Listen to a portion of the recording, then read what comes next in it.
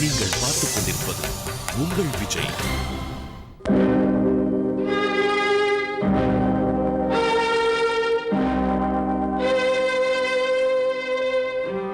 ராமு, என்னை ஏன் இப்படி நடக்க வைத்தே கூட்டி வருகிறாய்? உங்க ஊரில் பஸ் வசதி கிடையாதா? எங்க ஊர்ல பண்ணையாருக்கே வசதி கிடையாது. பக்கத்து ஊர்ல போய் தான் கடன் வாங்குவாரு. இந்த லட்சத்துல பஸ் வேற ஏதுற வசதி. ஐயோ, உங்க ஊரில் பஸ் நிக்காதா என்று கேட்டேன். ஆனது, எங்க ஊர்ல அடிக்கிற காவா நேரத்துக்கு நாங்களே பக்கத்துல நிக்க முடியாது. பஸ் எப்படா நிக்கும்? நீ ஏன் இப்படி பேசுகிறாய் என்று எனக்கு புரிகிறது. உன்னிடம் பஸ்ஸுக்கு காசு இல்லை. டேய், பஸ் வாங்குறதுக்குலாம் லட்சக்கணக்கில் செலவாகும்டா. எங்கிட்ட ஏதுற காசு? இனிமேல் உன்னிடம் பேசி பிரயோஜனமே இல்லை. தனியா பேச போறியா? ஐயோ, எனக்கு பைத்தியமே பிடித்து விடும் போல இருக்கிறது. தனியா பேசினா பைத்தியம் தான்டா பிடிக்கும். என் கூடவே பேசு. Ramu, you move.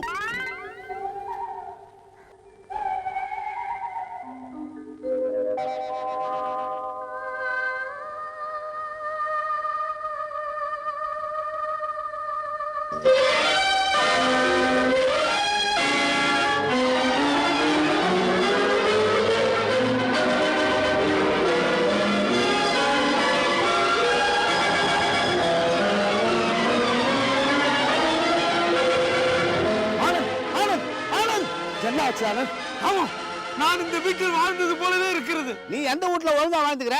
எங்க போனாலும் தண்ணி வசதி இல்ல, கக்கு சரியில்லை, பக்கத்து வீட்டுக்காரன் பண்டாட்டி சரியில்லைன்னு காலி பண்ணிட்டு தானே வந்துக்கிற. ஐயோ ராமு, புரியாமல் பேசாதே. இங்கிருந்து 1 கிலோமீட்டர் தூரத்திற்கு ஒரு குளம் இருக்க வேண்டுமே. ஏன் உனக்கு வயித்த கலக்குதா? ராமு, ராமு, இங்கிருந்து கொஞ்சம் தூரம் சென்றால் ஒரு மணிமண்டபம் இருக்குமே. மணிக்குன்னு தனியா மண்டபம் எதுவும் கிடையாது. ஊருக்கு பொதுவா ஒரு மண்டபம் இருக்குது. ஐயோ ராமு, எல்லாவற்றுக்கும் ஏடாகுடமாக பேசுகிறாய். நான் கேட்பதற்கு சரியான பதில் சொல். இந்த பக்கமாக சென்றால் ஒரு தர்ம ஹாஸ்பிட்டல் இருக்க வேண்டுமே. ஓ, இருக்கிறதே. இருக்கிறதா? ஆமா, இப்ப அடிக்கிறாருல, அங்கதான் போய் படுக்க போறேன். ராமு, பின்ன என்னடா, இந்த ஊருக்கு முதல்ல இப்பதான் உன்னை கூட்டு வரேன். நீ எங்க கூட்டு வந்த? அடம் முடிச்சு நான் தான் வந்திருக்கேன். தெரியுது இல்ல? அப்புறம் அங்க அது இருக்குதா, இங்க இது இருக்குதா, நோண்டி கேள்வி கேட்டுக்குதா? மரியாதை வாடா.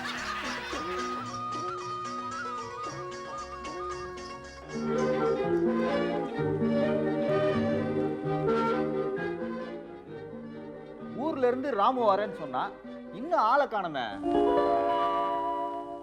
அம்மா, அம்மா. அடடே, ராமு வந்துட்டானே. வாப்பா ராமு, எப்படிப்பா இருக்க? எனக்கு என்னப்பா, நான் ராஜா மாதிரி இருக்கேன். ஏறாமோ, நீ உங்க அப்பா மாதிரி தானே இருக்கணும். ராஜா மாதிரி இருக்காங்கிற. ராஜா யாரு? உங்க எதிர் வீட்டுக்காரா? யாருப்பா இந்த தம்பி? மூஞ்சிய பார்த்தா தேவையில்லாத பேசி உத வாங்குற மாதிரி இருக்கா. அப்பா, இவன் என் ஃப்ரெண்ட் ஆனந்த். கல்யாண்குமார் கேரக்டர் பண்றான். மெட்ராஸ்ல நானும் இவனும் ஒரே ரூம்ல தான் இருக்கோம். அட என்னப்பா, ஒரே ரூம்ல இருக்கோன்னு சொல்ற? ஒரு நாள் கூட இந்த தம்பியோட பேண்ட் ஷர்ட்டை நம்ம வீட்டுக்கு கொண்டு வந்ததே இல்லையே. அப்பா, அவன் அளவு எனக்கு சரி இருக்காதுப்பா. அட பைத்தியக்காரா, உனக்கு சரியில்லைன்னா என்னடா? அப்பா நான் போட்டுட்டு போறேன், இல்ல அம்மா போட்டுட்டோம். சரி, உன் உருவத்துக்காகலாம் செட் ஆகாதுன்னு எனக்கு தெரியும். பாத்திர கடைக்காரனுக்கு போட்டா ஒரு குடமாவது வாங்கலாம்ல. இப்ப நீ தான் வாங்க போற. நான் வாங்க மாட்டேன்ப்பா. நாளைக்கு நான் வெளியில போறேன். பாத்திர கடைக்காரன் வந்தா நீ தான் வாங்க. சும்மா இருக்கீங்களா? எப்ப ராமு, உன் ஃப்ரெண்டு நம்ம வீட்ல எத்தனை நாள் தங்க போறான்? சூடு சொர்ண உள்ள பையனா இருந்தா வந்தமா பார்த்தமான்னு ஒரே நாள்ல கிளம்பிடுவான். ஏ ராமு, உங்க அப்பா இப்படி எல்லாம் பேசுகிறார். நான் இந்த ஊரை சுற்றி பார்க்க வேண்டும் என்று எவ்வளவு ஆசையோடு வந்தேன் தெரியுமா? ஆசையோட தான் வந்தேன். ஆனா அமௌண்டோட வரலையே. பஸ் காலியா தானே இருக்கு. ஏன் தம்பி, ஒரு 100 ரூபாய் கூட கொண்டாடல? நான் 100 ரூபாயை கண்ணால் கூட பார்த்ததில்லை. அப்ப துபாய்க்கு போ. 100 ரூபாய் இல்ல, எத்தனை பாய் வேணா பார்க்கலாம். நிறுத்துங்கள். நீங்கள் இப்படி என்னை கலாய்த்து கேவலப்படுத்தினால் நான் கோபப்பட்டு எங்கள் ஊருக்கே திரும்பி போய்விடுவேன் என்று நினைத்தீர்களா? ஆமா, அதுதான் முடியாது. சென்ற விடுமுறைக்கு நீ எங்கள் வீட்டுக்கு வந்து 1 மாதம் டேரா எடுத்தாய்.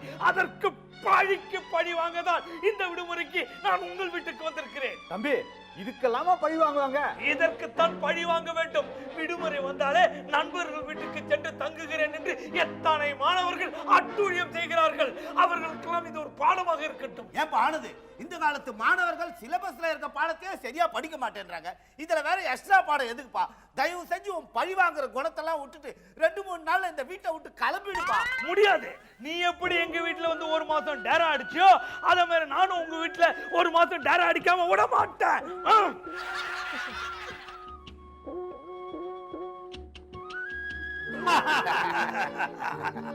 அம்மா, நான் குளிக்க போயிட்டு வரேன்.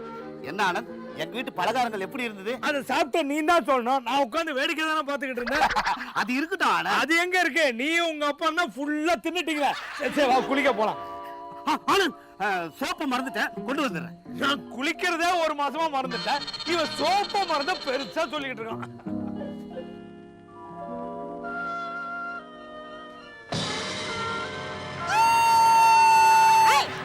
நீ அப்படி கத்த கூடாது, நான் தான் அப்படி கத்தணும். அப்ப கத்து.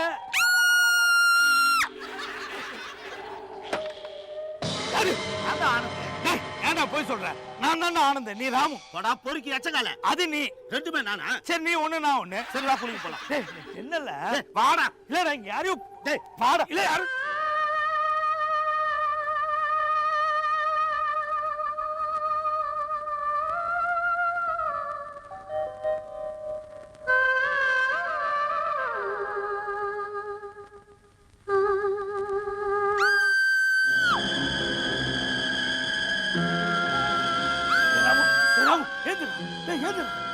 என்னடா சத்தம் கேக்குதுடா. எங்கடா? இங்கதான்டா. வாடா டேய் வாடா.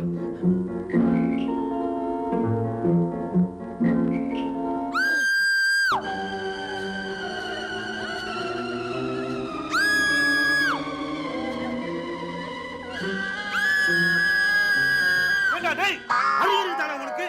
எங்க அம்மா காலை மெரிச்சிட்டு இவன் சத்தம் வருதுன்னு த்ரில்லர் படத்துல வர மாதிரி ஓவர் எஃபெக்ட் கொடுக்குற. டேய் ராமு, இவனை எதுக்கு நான் இங்க கூட்டிட்டு வந்தேன்? நாளை காலைல முதல் வேலையா பஸ்ஸை பிடிச்சி இவனை ஊருக்கு அனுப்புடா. ஐயோ, என்ன யாருமே புரிஞ்சுக்க மாட்டீங்களா? இங்க என்னமோ இருக்கு. என்ன இருக்குது? இந்த கொஞ்சம் பழகி ஒட்ட பூச்சி வாயில போட்டுக்கல. ஏய், உண்மையா சொல்றேன்டா, பின்னாடில இருந்து சத்தம் வந்ததுடா.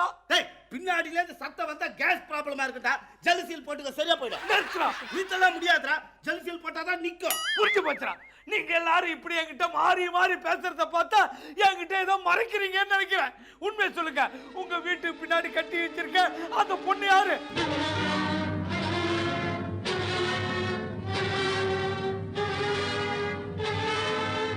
இப்ப நான் என்ன கேட்டேன்னு எல்லாரும் முழிச்சுக்கிட்டு இருக்கீங்க.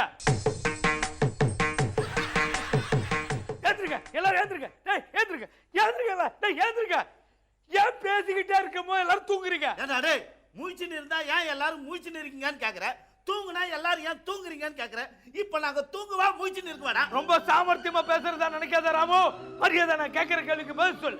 யாரு அந்த பொண்ணு? ஏங்க கட்டி வச்சிருக்கீங்க? ஒன்னா பிறந்தா காலகாலத்துல ஒரு நல்ல இடத்துல கட்டி வைக்கணும், அதான் அவளை அங்க கட்டி வச்சிருக்கோம். ஐயோ ராமு, உங்க அப்பாவை கொஞ்ச நேரம் பேசாம இருக்க சொல்ல ராமு.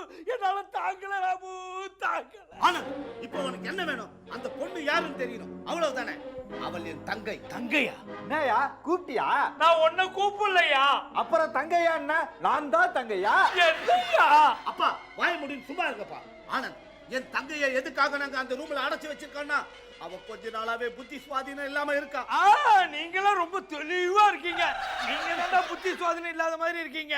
நியாயப்படி பார்த்தா உங்களை அந்த ரூம்ல போட்டு அடைச்சிருக்கணும். நான் சொல்றத கேட்க போறியா இல்லையா? சொல்லி தொலை. ஒரு நாள் என் தங்க தண்ணி குடத்தை எடுத்துட்டு ஆத்துக்கு போனா, சாயந்தரம் ஆயும் வரல. அதான் சாயந்தரம் ஆய் வரல, அப்புறம் ஏன் தண்ணி எடுக்க போனா? ஐயோ, சாயந்தரம் ஆயும் என் தங்க வீட்டுக்கு வரலன்னு சொன்னேன். வீட்டுக்கு வரலன்னா நான் அரைஞ்சு இழுத்துட்டு வர வேண்டியதானே? நாங்களும் அந்த யோசனையில தான் அங்க போனோம். ஆனா அங்க போய் பார்த்தாதான் தெரியுது, என் பொண்ணு ஒரு பாழடைஞ்ச பங்களால இருந்தாளா? அது எப்படி உங்களுக்கு தெரியும்? எல்லா தமிழ் சினிமாலையும் பாழடைஞ்சனா பங்களா தானே. பாழடைஞ்ச ஸ்கூலு, பாழடைஞ்ச போலீஸ் ஸ்டேஷன், பாழடைஞ்ச கோர்ஸ்னு சொல்லியிருக்காங்களா? அதெல்லாம் டைம் கிடைக்கும் போது சொல்றேன். இப்ப நான் சொல்ல வந்ததை மட்டும் கேளு. அன்னைக்கு அந்த பங்களாவில் என் தங்கச்சியோட நிலைமையை பார்த்துட்டு எங்களால சும்மா இருக்க முடியல. உடனே எல்லாருமா சேர்த்து என் தங்கச்சியை இங்க கூட்டிட்டு வந்துட்டோம். எல்லாரும் சின்ன வீட்டுல இருந்து பங்களாக்கு போவாங்க. நீ என்னடானா பங்களாக்கு போன உன் தங்கச்சி இந்த சின்ன வீட்டை கூட்டு வந்துட்ட. எங்க அப்பாவுக்கு தான் இது சின்ன வீடு, எங்களுக்கு பெரிய வீடு. மொத்தத்துல இது கேடுகட்ட வீடுன்னு எனக்கு தெரிஞ்சு போச்சு.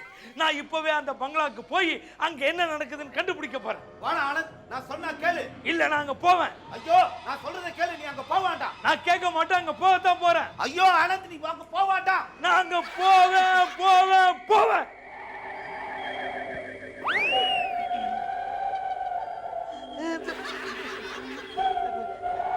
தள்ளிப்புறா. போலியா?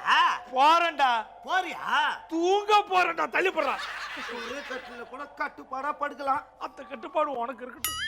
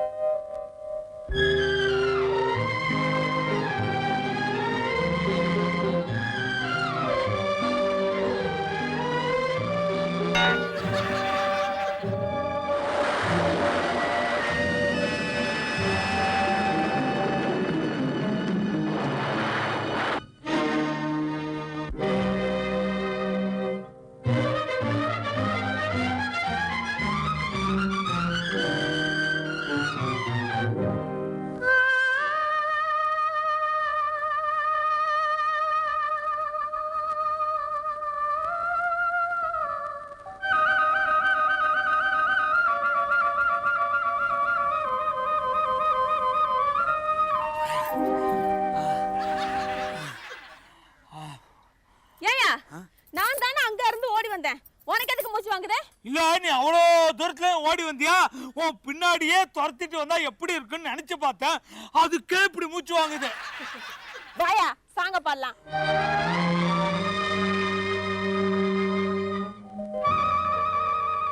நெஞ்சம் மறப்பதில்லை,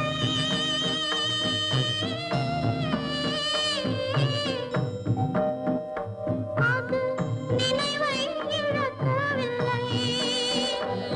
நான் காத்திருந்தேன், உன்னை பார்த்திருந்தேன், கண்களும் மூடவில்லை, என் கண்களும் மூடவில்லை. நெஞ்சம் மறப்பதில்லை.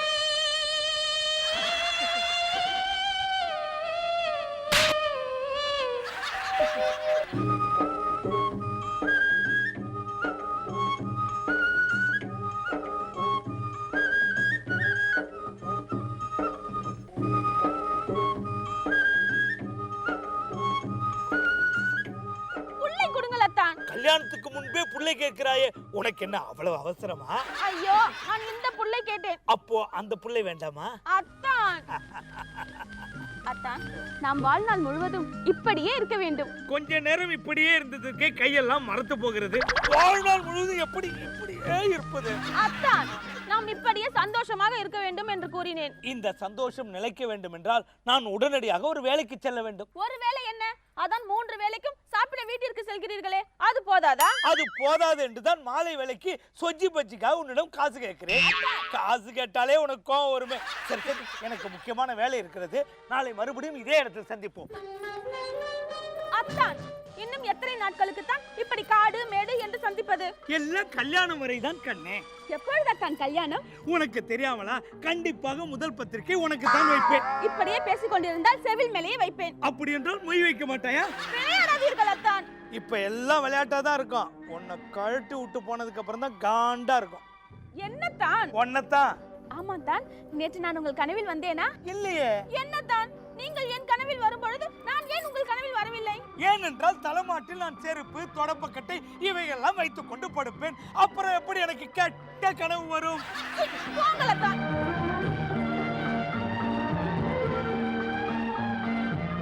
கண்ணம்மா, இது கண்ணம் இல்லை, இதுதான் கண்ணம். அடித்தால் சிவந்து விடும். பிளாக் அண்ட் ஒயிட்டில் அதெல்லாம் தெரியாதே. கொல்லி. அத்தான், உங்கள் நினைவின்றி என்னால் ஒரு நிமிடம் கூட இருக்க முடியவில்லை. எங்கு பார்த்தாலும் உங்கள் பிம்பம் தான் தெரிகிறது. நேற்று குளிக்கும் பொழுது கூட நீங்கள் தான் தெரிந்தீர்கள். இல்லையே, நான் நன்றாக ஒளிந்து கொண்டுதான் பார்த்தேன். அப்புறம் எப்படி தெரிந்தது? சரி, நேரமாகி விட்டது, நான் உடனே கிளம்புகிறேன். ஏன் அத்தான் இவ்வளவு அவசரமாக கிளம்புகிறீர்கள்? ஏன் கிளம்புகிறேனா? இன்னும் சற்று நேரத்துக்கெல்லாம் சுண்டல், வடை, பட்டாணி விற்பவர்கள் வந்து குமிந்து விடுவார்கள். நீ அதை வாங்கித்தா, இதை வாங்கித்தா என்று என் உயிரை வாங்குவாய். அதனால் தான் நான் இப்போதே எஸ்கேப் ஆகிறேன். படை வீரர்கள் வந்து விட்டார்கள். இன்னும் நான் சற்று நேரம் தாமதித்தாலும் என் பர்சுக்கு பங்கம் வந்துவிடும். நான் உடனே கிளம்புகிறேன் கண்ணம்மா.